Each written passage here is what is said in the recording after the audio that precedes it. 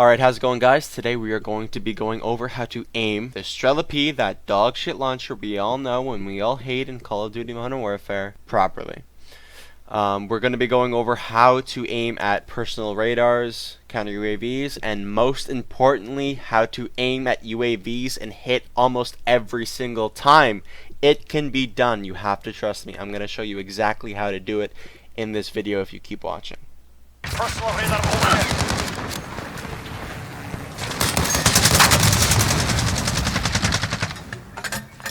Alright, first clip is pretty simple. Just hitting a personal radar. It was coming to a stop.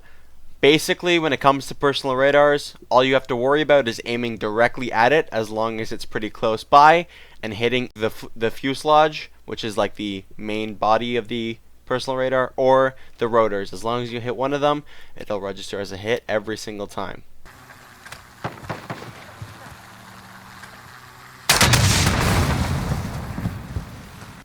Alright, second clip, pretty simple. Counter UAVs.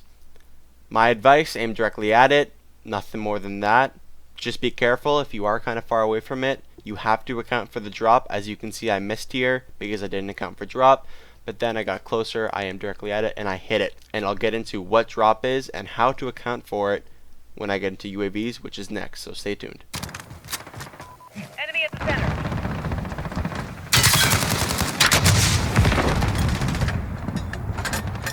Alright, finally, UAVs. So, what's the trick? Well, as you may notice, in every single one of these clips I'm showing here, I'm aiming at kind of the same spot every single time for each UAV I hit.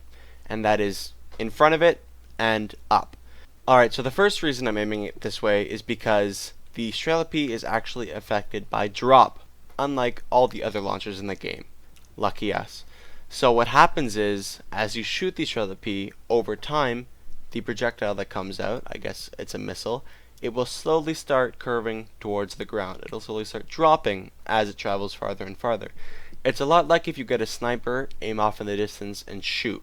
You're going to see that bullet go straight at first, but then slowly curve down, down, down, and down. Unfortunately, unlike the RPG and the Pila, the Strela-P does not leave a trail, making it near impossible to find out how much it actually drops. So what I found is aiming around halfway up the top wing of the UAV when you're looking at it. As you get better at this, you're going to be able to judge based on how far or how close the UAV is to you, how far up or how far down you should be aiming. But as a general rule of thumb, it should probably be around the middle of the top wing. Now, the second reason I'm aiming this way is to optimize my chances of actually hitting the UAV. So I'm already aiming up to account for drop, but I'm also aiming right to account for the time it takes for the Strela-P to travel before it actually reaches the UAV. And I'm aiming a certain distance to the right, and this certain distance is just enough so I'm trying to hit the section of the UAV where the wings meet the fuselage. The reason I'm doing this is because if my aim is just a bit off, it's just a bit too high or just a bit too low, I might end up hitting one of the wings.